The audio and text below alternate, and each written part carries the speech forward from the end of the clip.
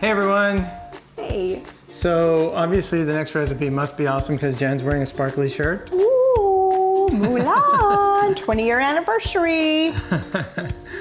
So the other day I was going through my Instagram looking at all the people I follow that are doing the plant paradox because a lot of you have awesome ideas on recipes. Absolutely. And we love them. I saw one of the Instagrammers who's the Lectin Free Gourmet. Her name's Kristine, and she had posted a picture of Crème Brûlée.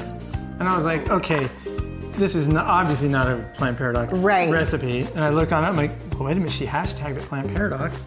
And it looks super easy. So we're like, hey, let's give this a try. Because I've never, even before we did the diet, I never attempted crème brûlée, and I love it. I think it's amazing. So crème brûlée today. Here we go. Perfect sparkly shirt to celebrate. Let's do it. Okay. All right, what do we do first? So we have some ingredients here. Let's go ahead. We have some cream, and this isn't just regular cream. It's heavy cream. It's heavy cream, but it's grass-fed. Pastured cows. Yep. It's a little expensive, but hey, crème brûlée is worth it, right? Absolutely. So first thing we're gonna do is we need to have 6 egg yolks. Yolks, the yellow part. Yes, okay. Only the yolks. So I'm gonna go ahead and separate them with my egg separator. And I'm gonna separate them the old-fashioned way. Really? To help you. Oh. This bowl is not good to crack on. Nope, not good. But I can do it, ready? Old school. Ah! But I'm a professional chef, so. I know that, baby. That's why I'm not saying anything. Haha, look at that. Don't mind me, I'm just on egg number 2. Well, I gotta take time to show on the camera. My yolk is still in one piece. Oh, just because I didn't gently drop my yolk in there. A lot of you out there know this old school way works pretty well. I will admit the egg separator is better. I just wanted to speed things up. You wanted to speed things up.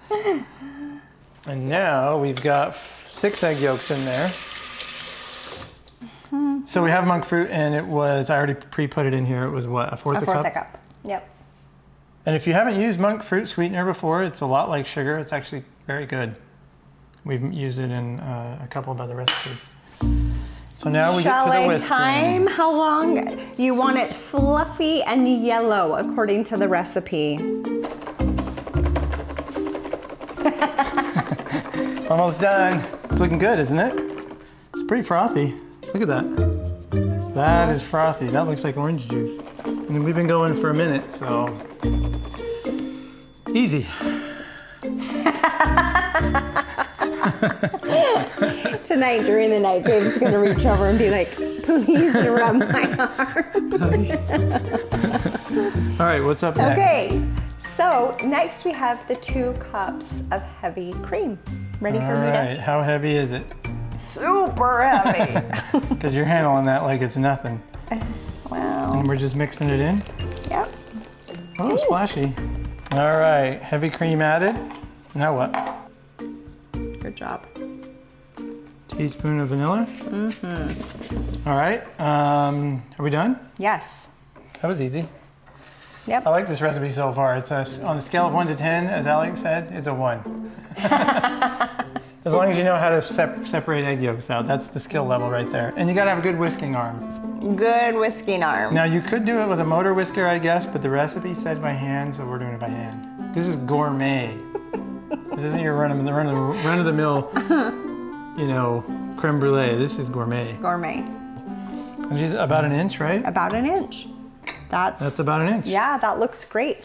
All right, now we're gonna have to somehow scoop that stuff into here because there's no way I'm gonna be able to pour that out of that bowl. What? Should I just scoop it like this? Yeah. Is that about 3/4? Yeah, that looks good. Okay. All right, how excited are you? Super excited.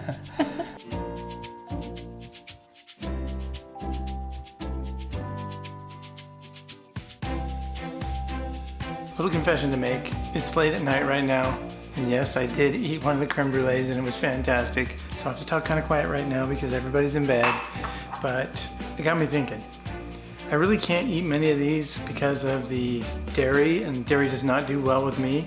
And so I thought there's probably a lot of you out there who are going to be wondering the same thing. So I decided to Google it and see if I could make it with coconut cream, and it turns out you can. All right, it's taste test time. Woo! And are we excited or what? Yes, excited. I went to the fridge trying to find the containers, which Dave had kind of hidden in a spot.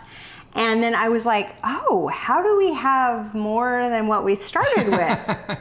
And then Dave told me that he got a wild hair last night. That's right. So look on this camera, you can see there's a pretty significant difference in color between the two. This one, coconut cream, grass-fed, heavy cream. Yep. They turned out gorgeous. I mean, what a beautiful color. They really did, and they really kind of already have a crust. Like if you just even... I can tell just by looking at it. Should we do the crust? Oh yeah, the crust. And this actually is not sugar. This is not sugar. This is monk fruit sugar. Monk fruit. Yep. Yeah. So this is actually kind of like a little torch if I can get it to light. So it actually shoots out a nice little flame, as opposed to a regular lighter when you put it in there and it won't work. So the other thing that they recommend on the recipes broiler is you just stick it under the broiler and kind of watch it.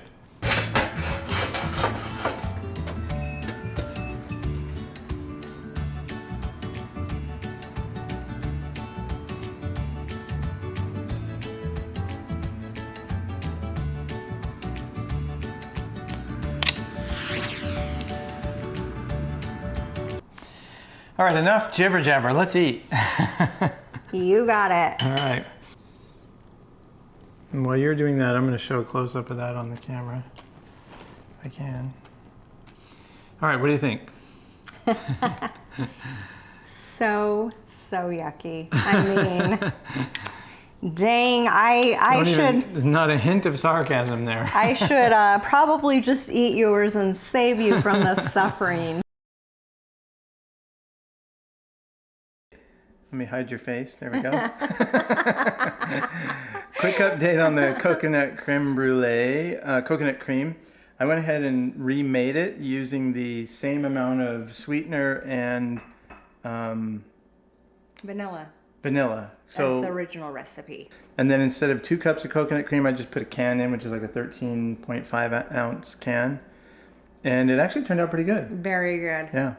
So if you're lactose intolerant, like Dave and I, then this is definitely the way you want to go.